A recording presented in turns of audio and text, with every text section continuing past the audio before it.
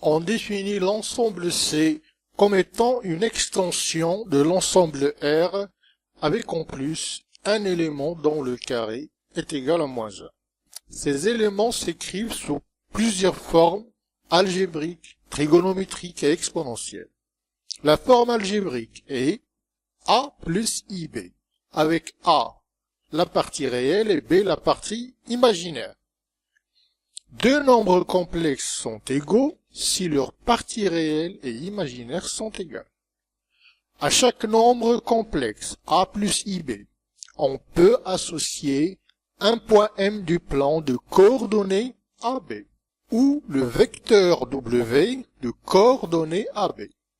Alors, le nombre complexe est dit affixe du point M ou affixe du vecteur W et on note M de Z ou W de Z. Voici un exemple. Le nombre complexe 3 plus 2i est donc l'affixe du point de coordonnées 3, 2 et du vecteur de coordonnées 3, 2. Les trois propriétés A, B, C sont à retenir. Les points M, N et les vecteurs U et V ont respectivement pour affixe Zm, Zn, Z et Z'.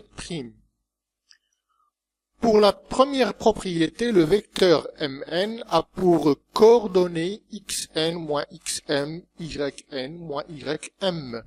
Donc, son affixe, d'après la définition, est le nombre complexe z qui est égal à xn moins xm plus yn moins ym. En décomposant, on trouve facilement que c'est en fait zn moins zm.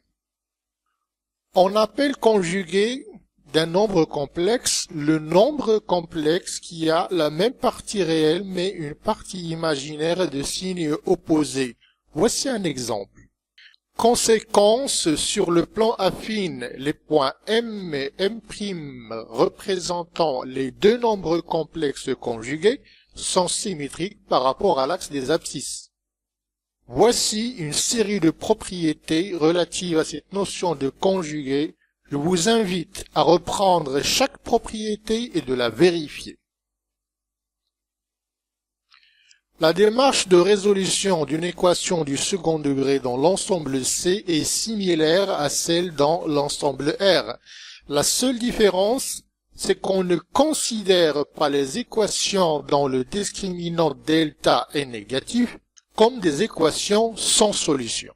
Si delta est négatif, on remplace le signe moins par i au carré et on ramène notre démarche à celle vue pour les équations à discriminant positif dans R. Voici un résumé. Si delta est strictement positif, on a deux racines réelles. Si delta est nul, alors une racine double. Si delta est négatif, alors deux racines complexes conjuguées. Voici un exemple. En calculant le discriminant de cette équation, on trouve -3. On va l'écrire donc sous la forme i au carré multiplié par 3. Et donc, nos racines sont complexes et conjuguées. -1 moins i racine de 3 sur 2 et -1 plus i racine de 3 sur 2.